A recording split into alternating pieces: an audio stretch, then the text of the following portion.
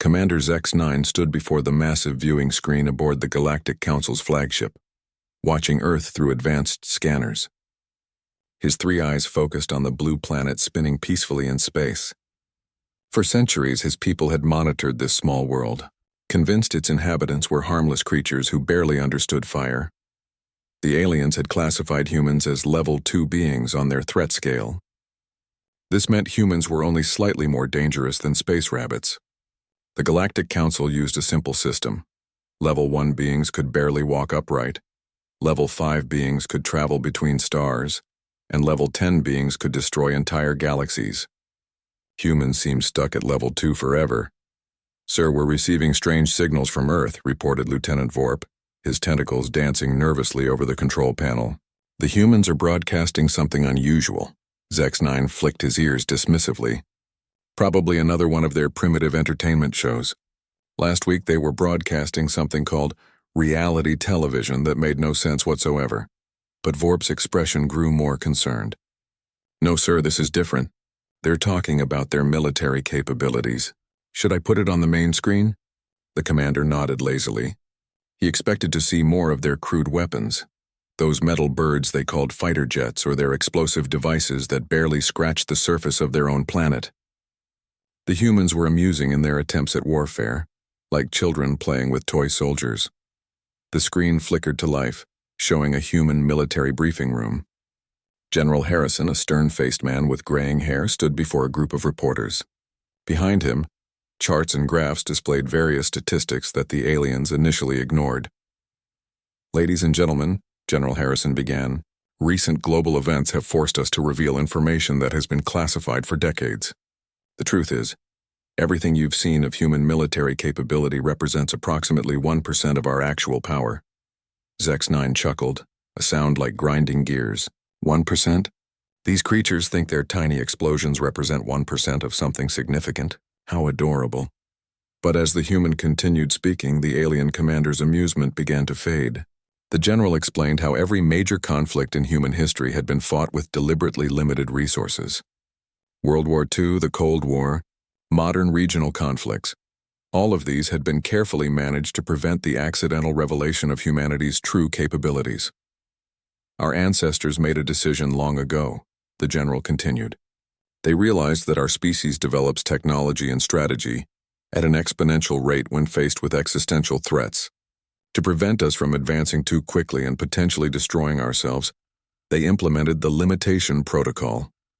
Lieutenant Vorp's tentacles had stopped moving entirely. "Sir, our translation systems are working correctly, aren't they?" "Check them again," Zex-9 ordered, though his voice had lost its earlier confidence. The human general gestured to the charts behind him. "Every nation on Earth has secretly agreed to this protocol. When we fight wars, we use only the most basic weapons in our arsenal. When we explore space, we deliberately use primitive chemical rockets instead of our actual propulsion systems. When we show our technology to the public, we reveal only the crude, early versions of what we've actually developed." On the screen, the charts began displaying actual numbers. The aliens watched in growing horror as they saw energy output figures, propulsion capabilities, and weapon yields that defied everything they thought they knew about human civilization. Zex-9's three eyes blinked in rapid succession. "This cannot be accurate. Our scouts have observed their cities, their factories, their military bases. We've seen their technology with our own sensors." "Sir," Vorp whispered, "what if everything we've seen has been deliberately designed to look primitive?" The possibility hit Zex-9 like a meteor to the brain. For over 300 Earth years, the Galactic Council had been watching humanity, cataloging their progress and feeling smugly superior. They had witnessed every major human conflict, every technological breakthrough that humans had chosen to reveal publicly, and every space mission that used obviously inefficient rocket technology. But what if it had all been an elaborate performance? The human general continued his briefing. "The recent increase in unidentified aerial phenomena, what you call UFOs, has forced our hand. We can no longer maintain the illusion that we're unaware of extraterrestrial presence. Therefore, the Global Defense Council has voted to suspend the limitation protocol." Zex-9 felt his breathing apparatus constrict. "Global Defense Council? We've never detected any organization by that name." "Sir, If humans have been hiding their true capabilities, Vorp said slowly, then they've also been hiding their true organizational structures. The briefing room on Earth suddenly felt more ominous than amusing. The reporters asking questions seemed more knowing than naive. The general's calm demeanor suggested not primitive ignorance, but careful, strategic patience. Over the next several days, the general announced, you will see demonstrations of humanity's actual defensive capabilities. We hope this will encourage our extraterrestrial observers to approach us as equals, rather than continue their current surveillance operations. The transmission ended, leaving the alien bridge in complete silence. Zex-9 stared at the now blank screen, his mind racing through decades of observations and assumptions. Every human behavior that had seemed primitive or inefficient suddenly looked like carefully crafted misdirection. Their apparent inability to detect alien spacecraft might have been deliberate ignorance. Their slow space program might have been an intentional facade. Lieutenant, he said finally, his voice barely above a whisper, contact the Galactic Council immediately. Tell them we need an emergency session. What should I tell them the emergency is about, sir? Zex-9 looked at the image of Earth still rotating peacefully on their secondary screens. The planet looked exactly the same as it had moments ago, but everything had changed. The blue world they had dismissed as harmless might actually be home to beings far more advanced and dangerous than they had ever imagined. Tell them, he said slowly, that we may have made a terrible mistake. As the message was sent across the galaxy, Zex-9 couldn't stop staring at Earth. Somewhere down there, humans were preparing to reveal their true nature, and for the first time in his long military career, the alien commander felt something he had never experienced while looking at that small blue planet. Fear. The emergency session of the Galactic Council convened within hours of Zex-9's urgent message. Representatives from 47 different species materialized as holograms in the Grand Chamber, their various forms creating a bizarre collection of tentacles, scales, feathers, and geometric shapes that defied description. High Chancellor Morvac, a being that resembled a floating crystal formation, called the session to order. Commander Zex-9 has requested this emergency meeting regarding the species we catalog as humans from the planet, designated Earth-3. Commander, please present your findings. Zex-9 stood before the assembled council, still shaken by what he had witnessed. Honored council members, I believe we have fundamentally misunderstood the nature of human civilization. For 3 centuries, we have classified them as Level 2 beings, based on their apparent technological limitations. This assessment may have been catastrophically incorrect. Councillor Threx, a spider-like being from the Andromeda sector, clicked his mandibles dismissively. Commander, your species has been monitoring these humans for generations. Are you suggesting that our entire intelligence network has been deceived by creatures who only recently discovered how to split the atom? That is exactly what I'm suggesting, Zex-9 replied, activating the holographic display. The recording of General Harrison's briefing began playing for the assembled council. As the human general spoke about the limitation protocol and humanity's hidden capabilities, the chamber fell into stunned silence. Species that had existed for millions of years, that had conquered entire star systems, watched in growing disbelief as a supposedly primitive species revealed they had been deliberately hiding their true power. This is impossible, declared Councillor Neptara, her aquatic form rippling with agitation. Our sensors would have detected advanced technology. Our infiltration units would have discovered hidden facilities. But as the briefing continued, doubt began creeping into every alien mind present. High Chancellor Morvac's crystal structure pulsed with various colors as he processed the implications. If this human speaks truthfully, then we must consider several disturbing possibilities. The council chamber erupted in various forms of alien discussion. Clicks, whistles, telepathic bursts, and harmonic resonances that served as communication for different species. The chaos was unprecedented in the normally orderly proceedings. Councillor Yeath, an energy being that appeared as shifting light patterns, finally imposed order by dimming all illumination in the chamber. Let us examine the evidence systematically. If humans have been concealing their capabilities, what have we actually observed? Zex-9 pulled up decades of surveillance data. We have witnessed what appeared to be their most advanced weapons. Nuclear devices with yields in the kiloton range. Chemical propulsion systems barely capable of reaching their own satellite. Computing devices that seem primitive by our standards, But, interrupted Counselor Vex Prime, a mechanical being from the robot collectives, their computing advancement curve has been suspiciously rapid. In just 50 Earth years, they progressed from room-sized calculators to devices that fit in their appendages. That rate of development is unusual. The realization struck the Council like a cosmic wave. Species across the galaxy typically took millennia to achieve such technological leaps. Humans had appeared to accomplish it in decades, which should have been impossible unless they were working from a much more advanced foundation than anyone realized. High Chancellor Morvac accessed the galactic database of human observations. Let us review their behavioral patterns. Have we ever observed humans at their maximum capability in any field? The data streams began flowing across the chamber's displays. Every human conflict showed remarkable restraint compared to their apparent capacity for destruction. Every space mission used technology that seemed deliberately inefficient. Every public demonstration of their capabilities appeared to be carefully limited. Look at this, Counselor Threx said, highlighting specific data points. During their World War II, they developed atomic weapons. But the yields and deployment patterns suggest they were holding back significantly. They could have produced more powerful devices and used them more extensively, but they chose not to. Counselor Neptara's aquatic form shifted nervously, and their space program. They achieved orbital flight, then appeared to slow their advancement deliberately. For decades, they used the same basic chemical rockets when they clearly had the capability to develop more efficient systems. The evidence was mounting, and it painted a terrifying picture. Every aspect of human civilization that the aliens had observed might have been a carefully orchestrated deception. The Galactic Council had been watching what amounted to a planetary-scale theatrical performance. There's something else? Zex-9 added grimly.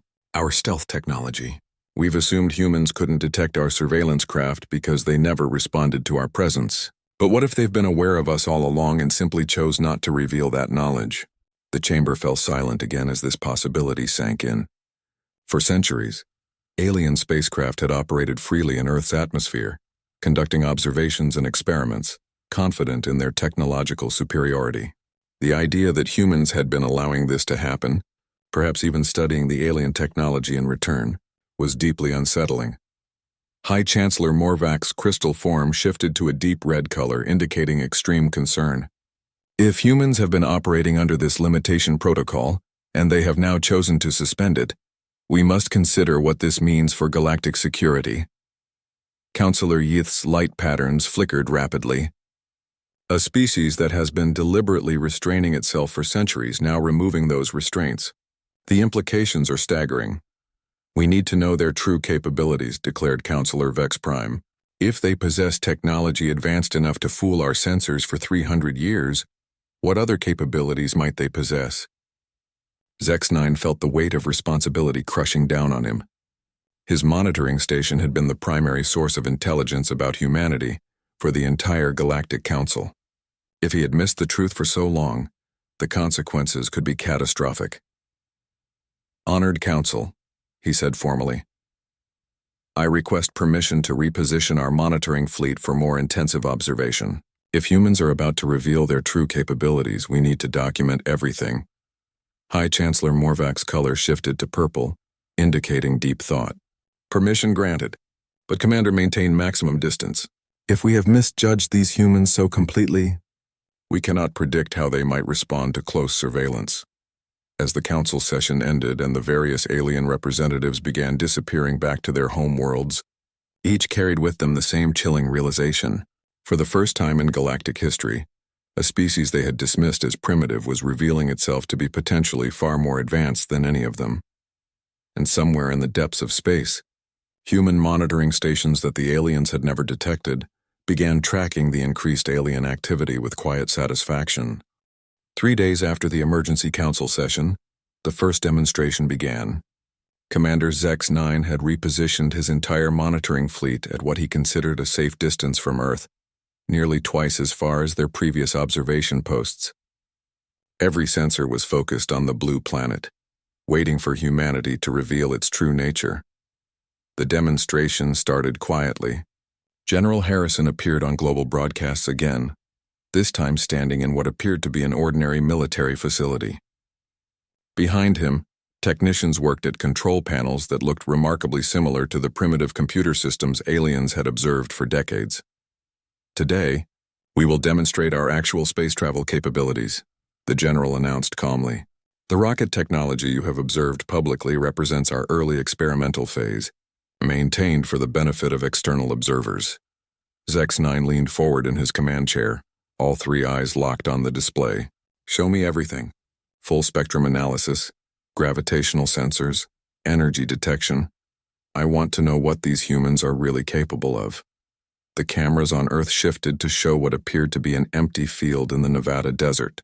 There were no launch towers, no massive fuel tanks, no obvious signs of the infrastructure typically required for spaceflight.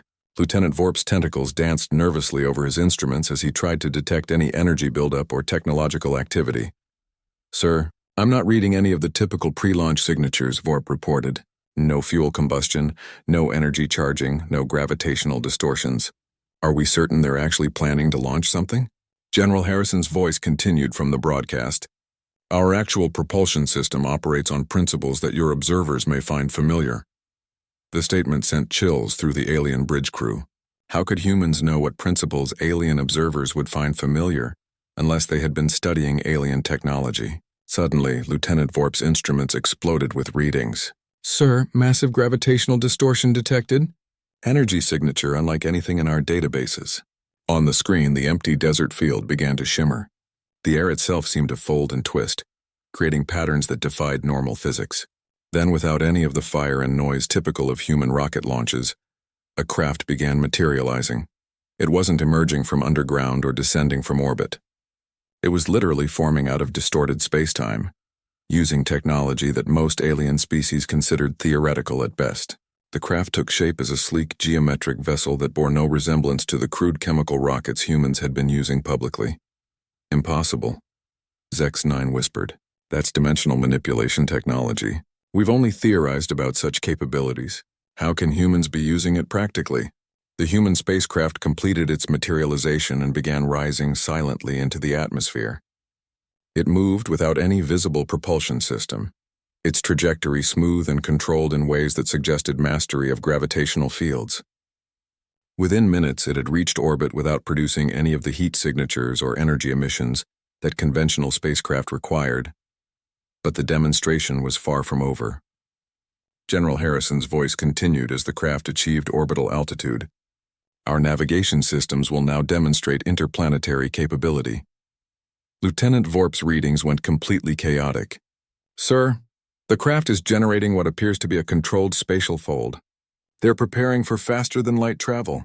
The implications hit Zex-9 like a physical blow. Faster-than-light travel was the defining technology that separated truly advanced civilizations from primitive ones. It had taken his own species millions of years to develop such capabilities. If humans possessed this technology, they were not just hiding their true advancement level, they were potentially more advanced than the aliens who had been watching them. The human craft activated its drive system, and space around it began bending in ways that made veteran alien observers feel nauseous. The vessel didn't accelerate in any conventional sense. Instead, it created a bubble of compressed spacetime that allowed it to effectively move faster than light while technically remaining stationary within its own reference frame. That's not just faster than light travel. Counselor Threx's voice crackled over the emergency communication channel that had been established between all monitoring stations. That's space-time manipulation on a level that surpasses our own capabilities. The human craft completed its demonstration by traveling to Jupiter and back in under an hour. A journey that should have taken months even with advanced alien propulsion systems.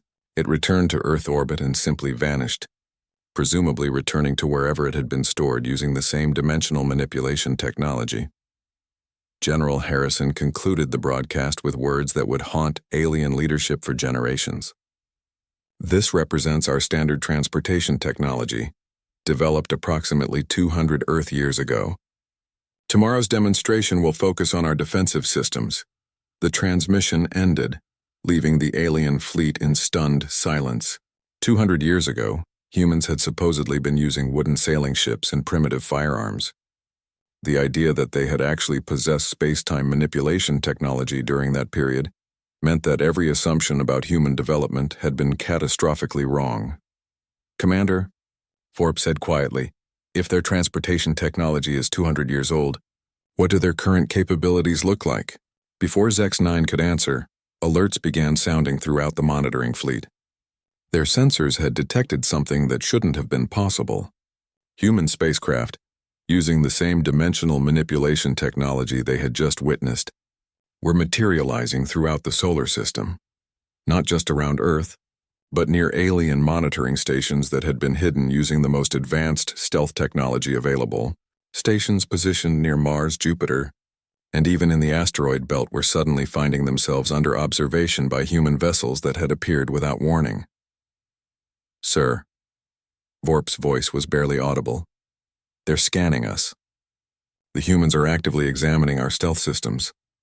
Zex-9 stared at the tactical display showing dozens of human craft distributed throughout the solar system. Each one had appeared precisely where alien observers were stationed, with an accuracy that suggested the humans had known about every hidden alien presence for years, possibly decades. "They've been watching us watch them," he realized aloud. "While we thought we were conducting secret surveillance, they were studying our technology, our capabilities, our weaknesses." The communication channel crackled with panicked reports from alien commanders throughout the system. Every hidden observation post, every camouflaged sensor array, every stealth scout ship had been located and was now under examination by human vessels that demonstrated technology beyond anything the Galactic Council possessed. "Hi," Chancellor Morvak's voice cut through the chaos with emergency authorization codes. "All monitoring stations withdraw immediately to minimum safe distance. Do not under any circumstances engage with human vessels. We are dealing with a civilization far more advanced than our previous assessments indicated." As alien ships began their retreat, using their fastest available propulsion systems, the human vessels made no move to pursue or interfere. They simply observed, scanning and analyzing alien technology with the same casual efficiency the aliens had once used to study human civilization. The roles had been completely reversed, and the aliens were beginning to understand that they had never been the hunters in this relationship. They had always been the prey. The second demonstration began exactly 24 hours after the first, as General Harrison had promised. This time, alien monitoring stations maintained their maximum safe distance, having learned that humans could detect and approach any observer regardless of stealth technology. The entire Galactic Council was now watching, Earth with a mixture of fascination and terror. Commander Zex-9 had spent the night reviewing every piece of data his fleet had collected about humans over the past 3 centuries. Every observation now looked different when viewed through the lens of deliberate deception. Human wars that had seemed primitive and brutal now appeared to be carefully controlled exercises. Their apparent struggles with disease and natural disasters looked like managed challenges designed to maintain the illusion of vulnerability. "Sir, the human broadcast is beginning," Lieutenant Vorp announced, his tentacles trembling slightly. The young officer had barely slept since the previous day's revelations, and his nervous system was showing the strain of having his worldview completely shattered. General Harrison appeared on screen again, this time standing in what looked like a command bunker deep underground. The facility appeared more advanced than anything humans had ever shown publicly, with holographic displays and control systems that seemed to operate through direct neural interface. "Yesterday, we demonstrated our transportation capabilities," the general began. "Today we will show you our planetary defense systems. These systems have been fully operational for over 150 Earth years, though they have never been needed." Zex-9 felt his breathing apparatus constrict again. 150 years ago, according to their historical records, humans had been fighting each other with metal projectiles and chemical explosives. The idea that they had possessed planetary defense systems during that period was almost incomprehensible. "Our first line of defense operates on the principle of dimensional displacement," General Harrison continued. "Any hostile object approaching our solar system can be redirected through controlled spatial manipulation." The demonstration began with the launch of a test object from Earth, a metallic sphere about the size of a small spacecraft. The sphere was accelerated to incredible speeds using the same space-time manipulation technology they had demonstrated the previous day. and was sent on a trajectory that would bring it back toward Earth as if it were an incoming hostile projectile. Lieutenant Vorp tracked the object as it reached the outer edge of the solar system, then began its return journey. Sir, the test object is approaching at approximately 15% of light speed. At that velocity, it would be capable of destroying entire continents upon impact. But as the sphere crossed into what appeared to be Earth's defensive perimeter, something extraordinary happened. Space around the projectile began to fold and twist in ways that made alien sensors malfunction. The sphere didn't slow down or change course. It simply ceased to exist in normal space-time. Dimensional redirection successful, General Harrison announced. The test object has been displaced to empty space approximately 50,000 light-years from here.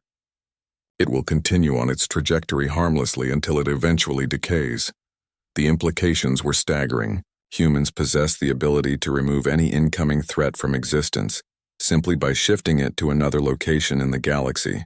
No weapon, no matter how powerful, could reach Earth if the humans chose to activate this defense system. But dimensional displacement is only our first line of defense, the general continued. For objects too large or numerous for individual redirection, we employ temporal acceleration fields. A second demonstration began, this time involving multiple test objects approaching Earth simultaneously. As they entered a different defensive zone, the objects began to age rapidly. Their molecular structure broke down and decayed in seconds, turning the projectiles into harmless dust before they could reach the planet. Zex-9 watched in horror as the humans demonstrated the ability to accelerate time itself in localized regions of space. The technology required to manipulate temporal fields was so advanced that most alien species considered it impossible even in theory. And for truly massive threats, General Harrison said, we maintain strategic reality anchors. The third demonstration defied every law of physics that alien science considered fundamental. The humans created what appeared to be a small black hole near Mars, then demonstrated their ability to make it simply stop existing, not by feeding it matter or energy, but by changing the local laws of physics so that the black hole could not maintain its existence. Reality anchors allow us to modify the basic constants of physics within limited areas, the general explained casually, as if he were discussing the weather. Gravitational fields can be nullified. Electromagnetic forces can be enhanced or diminished, and even nuclear forces can be adjusted as needed. Lieutenant Vorp's instruments were producing readings that made no sense according to any known science. Sir, they're not just manipulating matter and energy. They're changing the fundamental rules that govern how matter and energy behave. The communication channels between alien monitoring stations had fallen completely silent. No one knew how to respond to the revelation that humans could rewrite the laws of physics on command. Such capabilities were beyond anything any galactic civilization had ever achieved or even imagined. But General Harrison wasn't finished. These defensive systems are automated and have been protecting not just Earth, but our entire solar system for generations. They are designed to activate instantly in response to any threat, whether the threat comes from natural cosmic phenomena or hostile alien forces. The final statement hung in the space between the words like a death sentence. Every alien ship in the solar system, every monitoring station, every reconnaissance probe existed only because humans were allowing them to exist. The defensive systems that could erase black holes or redirect objects across the galaxy had been watching alien activities for decades and choosing not to act. The reason we are revealing these capabilities now, the general continued, is that we have detected increased alien activity in our system following yesterday's transportation demonstration.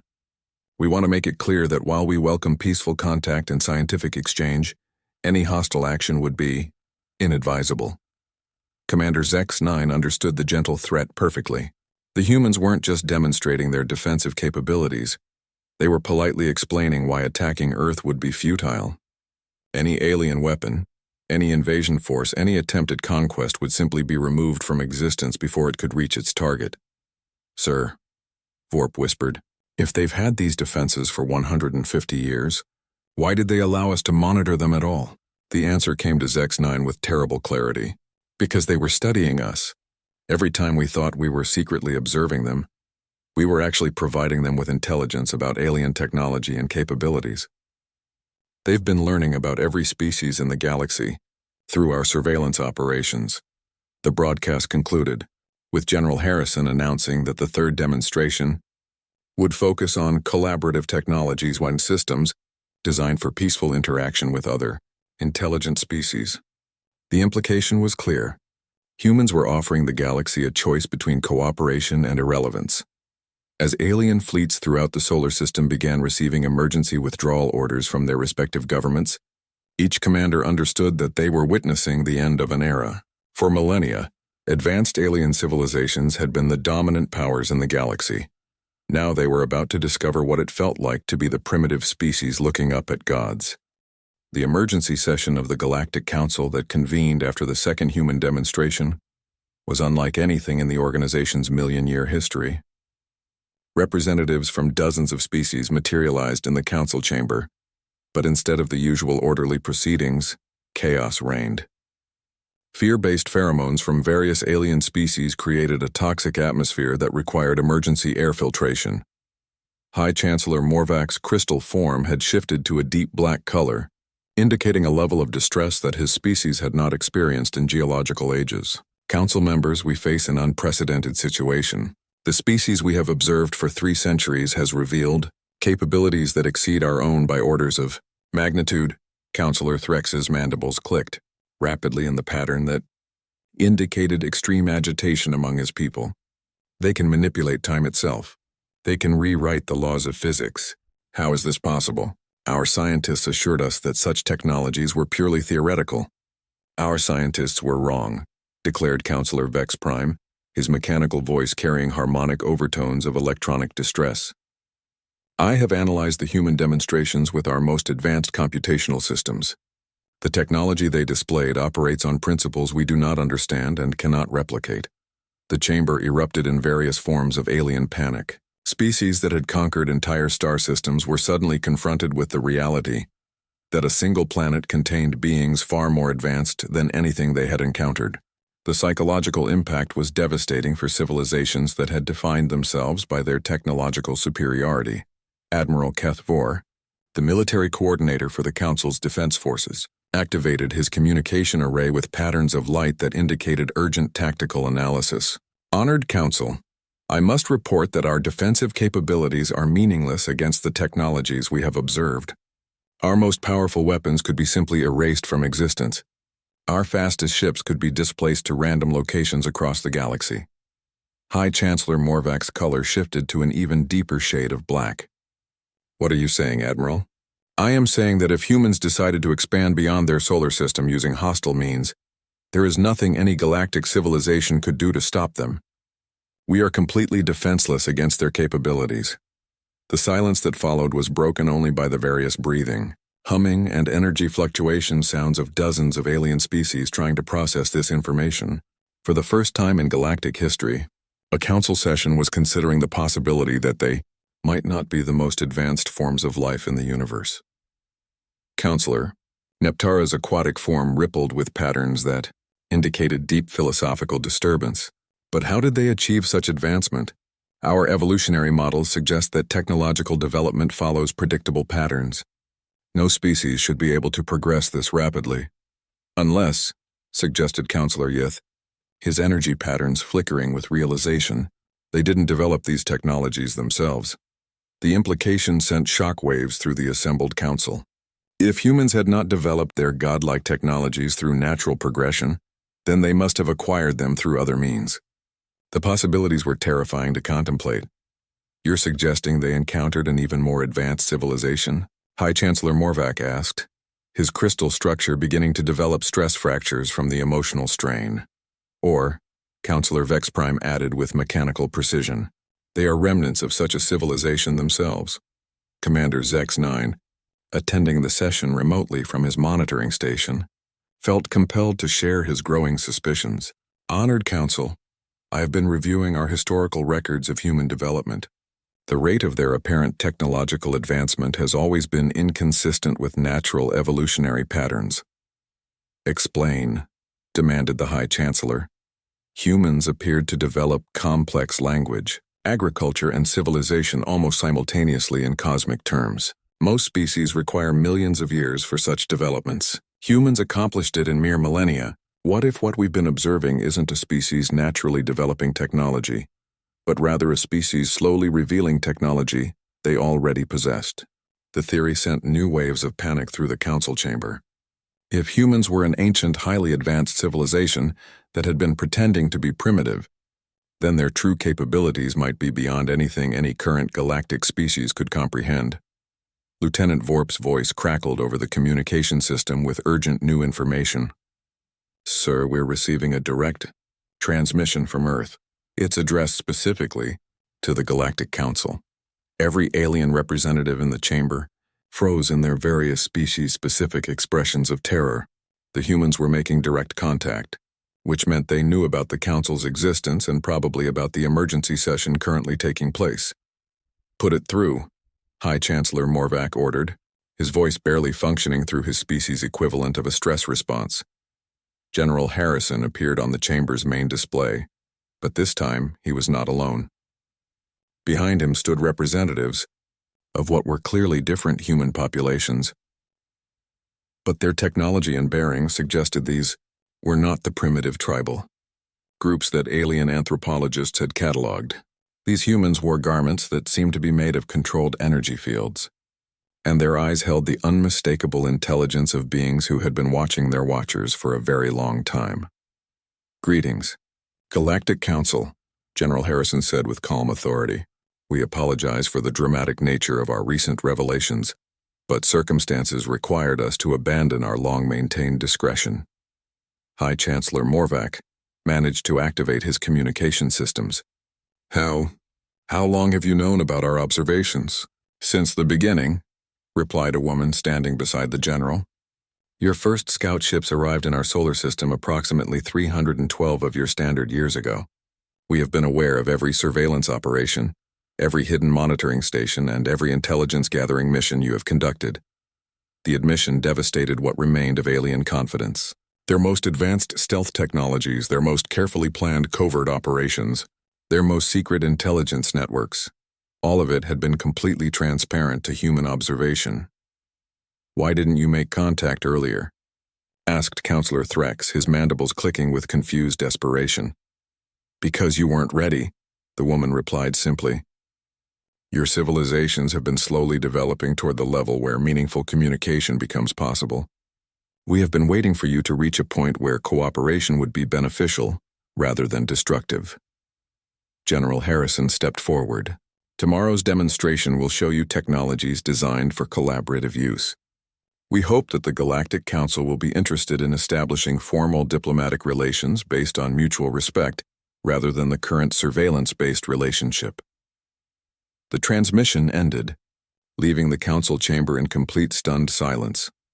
High Chancellor Morvac's crystal form had become completely transparent, a state that occurred only when his species experienced shock beyond their ability to process.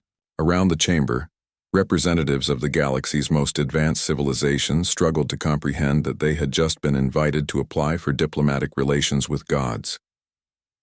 Council members, Admiral Keth Vor said finally, I believe we need to completely reevaluate our understanding of our place in the universe. The understatement of the millennium had just been spoken, and every alien in the chamber knew that tomorrow's demonstration would either offer them a place in a larger cosmic community or make them realize just how small and insignificant they truly were. The third and final demonstration began with something unprecedented in galactic history, an invitation. General Harrison appeared on broadcasts throughout known space, addressing not just Earth's human population, but every intelligent species that had been monitoring their revelations. To our galactic neighbors, he began, we invite you to witness not a display of power but a demonstration of possibility. The technologies we will show today have been developed specifically for cooperative use among intelligent species. Commander Zex-9 watched from his monitoring station, which was now openly acknowledged and officially invited to observe. The pretense of secret surveillance had been completely abandoned after humans had demonstrated their awareness of every alien presence in the solar system. His three eyes were focused intently on the displays, but his mind was still struggling to process the complete reversal of everything he thought he knew about the universe. Sir, Lieutenant Vorp reported, I'm detecting massive energy buildups throughout the Sol system, but the patterns are unlike anything we've observed in their previous demonstrations. The first collaborative technology that humans revealed was something they called a universal translation matrix instead of the crude mechanical translation devices that most galactic civilizations used. Humans had developed a system that could instantly translate not just language, but concepts, emotions, and even sensory experiences between completely different forms of life. The demonstration involved real-time communication between a human, scientist, and representatives of several alien species who had agreed to participate. But this wasn't simple voice translation. The humans were successfully conveying complex, scientific concepts to beings whose thought processes operated on completely different principles. When the human scientist explained quantum mechanics to a crystalline entity that existed partially outside normal time-space, the crystal being's response was transmitted back to the human in ways that allowed complete comprehension despite the fundamental differences in how their minds processed reality. Incredible, whispered Vorp. They're not just translating words, they're translating entire ways of thinking. But the universal translation matrix was only the beginning. The second collaborative technology was something humans called consciousness bridge systems. This allowed beings from different species to temporarily share experiences and perspectives without losing their individual identity. During the demonstration, a human volunteer shared the experience of seeing color through human eyes with an alien species that perceived the universe entirely through electromagnetic field fluctuations. In return, the alien shared its perception of gravitational waves as a form of music. Both beings emerged from the experience fundamentally changed but enhanced rather than diminished. They're not just offering technological cooperation, Zex-9 realized aloud. They're offering to help different species understand each other on levels we never thought possible. The third technology demonstrated was perhaps the most significant. Cooperative development accelerators. Humans revealed that they had been secretly assisting several galactic civilizations with subtle technological guidance, helping them advance more safely and efficiently than they would have naturally. General Harrison's explanation sent shockwaves through every alien observer. For the past 2 centuries, approximately 60% of the major technological breakthroughs achieved by galactic civilizations have been the result of carefully placed hints and guidance from our researchers. We have been helping your species advance while maintaining the illusion that you were developing independently. The revelation was simultaneously humbling and inspiring. Alien civilizations discovered that their greatest achievements had been assisted by beings who were generations ahead of them technologically, but who had chosen to help rather than dominate. But why? The question came directly from High Chancellor Morvac, whose voice was being broadcast from the emergency council session still taking place in the galactic capital. The answer came from a new human representative, an elderly woman whose bearing suggested vast wisdom and authority. Because isolated development leads to stagnation and eventual extinction, cooperative development among diverse intelligent species creates exponential advancement for everyone involved. She gestured to a holographic display that showed the galaxy as humans perceived it. Instead of the collection of separate, competing civilizations that aliens saw, humans viewed it as a single, interconnected ecosystem of intelligence that could achieve far more through cooperation than any species could accomplish alone. We have been preparing for this moment for over 300 years, the woman continued. The gradual revelation of our capabilities, the careful assistance with your technological development, the patient observation of your social and cultural evolution, all of this has been designed to reach the point where meaningful cooperation becomes possible, Commander. Zex-9 felt his worldview completing its total transformation. Humans hadn't been hiding their abilities out of fear or primitive secrecy. They had been carefully managing first contact to ensure it resulted in cooperation, rather than conquest, submission, or mutual destruction. The final demonstration showed what humans called galactic development networks, technology that would allow every intelligent species to share knowledge, resources, and capabilities while maintaining their individual cultural identity and autonomy. It was a system designed to accelerate the evolution of intelligence throughout the galaxy. The choice is yours, General Harrison concluded. We can continue as we have, with each species developing in isolation and occasional conflict. Or we can begin working together toward goals that no single species could achieve alone. The broadcast then showed images of what cooperative galactic civilization could accomplish. Massive space habitats that could house dozens of different species. Exploration vessels that combined the best technologies and perspectives from hundreds of worlds. Research projects that brought together forms of intelligence so diverse that they could solve problems that had puzzled individual species for millennia. But perhaps most impressive was the humans' final revelation. They were not the most advanced species in the galaxy. They had been in contact with even more sophisticated civilizations for thousands of years. And Earth was essentially a training ground where humans learned to prepare younger species for inclusion in a galactic community that spanned multiple galaxies and dimensions. We are offering you the chance to join a community of intelligence that extends far beyond what any of your current science can detect, the elderly woman explained. But membership requires the ability to cooperate rather than dominate, to assist rather than exploit, to see differences as strengths rather than threats. Lieutenant Vorp's tentacles had stopped trembling for the first time in days. Sir, they're not trying to rule us. They're trying to recruit us. Commander X9 nodded slowly, understanding finally dawning. They've been testing us all along.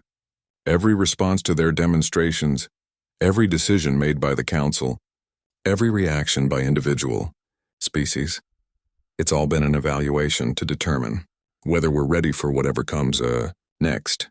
The transmission concluded with coordinates for a meeting location in neutral space and an invitation for any species interested in cooperative development to send representatives. The humans made it clear that participation was entirely voluntary, but they also made it clear that species choosing to remain isolated would find themselves increasingly unable to keep up with the accelerated development that cooperation would bring as reports flooded in from across the galaxy of species.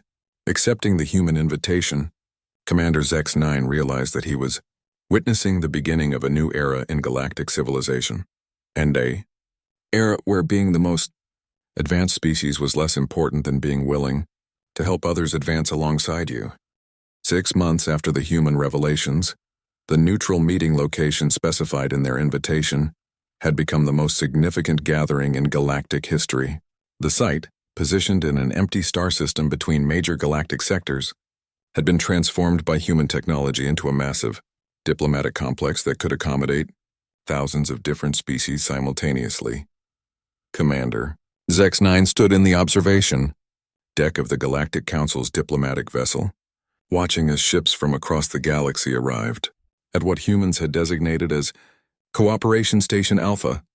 The variety of vessels was staggering. Crystalline ships that existed, partially in other dimensions, mechanical constructs the size of small moons, organic vessels that appeared to be living creatures, and energy beings traveling in pure light formations. Sir, Lieutenant Vorp reported, his tentacles now steady with excitement rather than fear. Final count shows representatives from over 400 species have accepted the human invitation. That's more than twice the membership of the Galactic Council. The transformation in alien attitudes had been remarkable to witness. Species that had spent centuries in isolation or conflict were now actively seeking inclusion in the cooperative development network that humans had proposed. The promise of accelerated advancement and access to knowledge beyond their current understanding had proven irresistible to most intelligent civilizations. High Chancellor Morvac materialized as a hologram on the bridge, his crystal form now glowing with colors that indicated cautious optimism. Commander X9, your report on the preliminary negotiations has been most enlightening. It appears the humans were not exaggerating their capabilities or their intentions. The preliminary negotiations had been conducted over the past months, using the universal translation matrix that humans had provided freely to all interested species. The technology had revolutionized interspecies communication, allowing complex diplomatic discussions that would have been impossible using conventional translation methods. The humans have been completely transparent about their requirements for cooperation. X9 reported, no species is required to abandon their cultural identity or political autonomy. The only requirement is a commitment to collaborative development and a rejection of conquest-based expansion. What had surprised alien observers most was how reasonable human demands were. Instead of seeking dominance or tribute, humans were asking for something much simpler: a commitment to helping other species develop, rather than exploiting or destroying them. Lieutenant Vorp activated the display showing the current status of galactic civilization. "Sir, the changes have been remarkable. Species that accepted human technological assistance have advanced, more in the past 6 months than in the previous 600 years. The cooperative development, accelerators that humans had provided to willing participants had indeed proven transformative. Civilizations that had struggled with basic interstellar travel were now operating vessels that could cross galactic distances in weeks rather than millennia. Species that had been limited to their homeworlds were establishing colonies throughout their star systems, but the most significant changes were social rather than technological.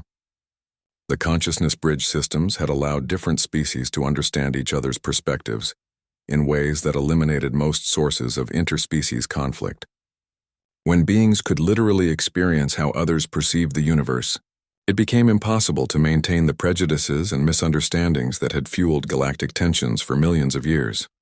Commander, High Chancellor Morvac continued, "The Council has reached a decision regarding full participation in the Human Cooperative Network.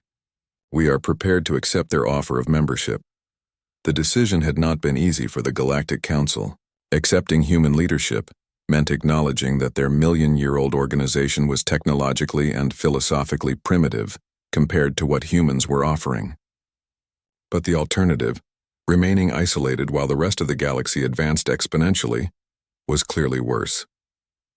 As their diplomatic vessel approached Cooperation Station Alpha, Zex-9 marveled at the structure humans had created. The station existed simultaneously in normal space and what appeared to be several parallel dimensions, allowing it to accommodate species with vastly different environmental and physical requirements. The docking process itself demonstrated human technological mastery. Instead of crude mechanical connections, their ship was surrounded by a field that created a perfect environmental transition zone. Beings who required different atmospheric conditions, gravitational fields, or even temporal flow rates could all exist comfortably within the same general area. General Harrison met them at the arrival area, accompanied by representatives of dozens of species that had already joined the cooperative network. The sight was both humbling and inspiring. Beings that aliens had considered primitive or insignificant were now working alongside humans as equal partners in galactic development. "Welcome to Cooperation Station Alpha," General Harrison said. His words automatically translated not just into alien languages, but into concepts that each species could fully comprehend. "We're pleased that the Galactic Council has decided to join our collaborative effort." The elderly human woman who had appeared in the final demonstration was also present, and she approached High Chancellor Morvac with a greeting that somehow conveyed respect across the vast differences between crystalline and organic life forms.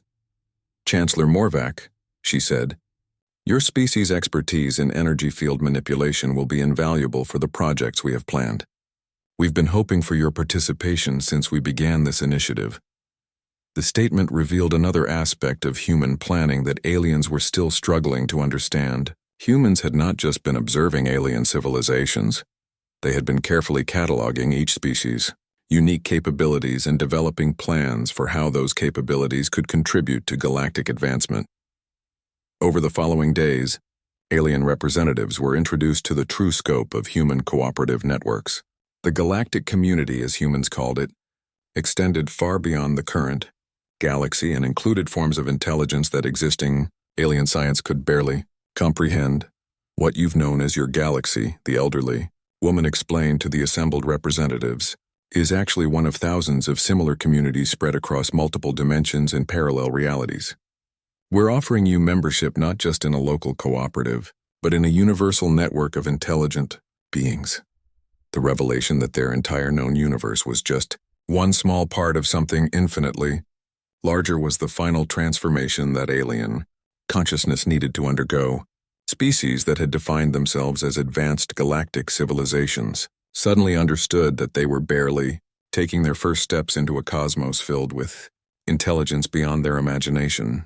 But, rather than being intimidating, the discovery was liberating.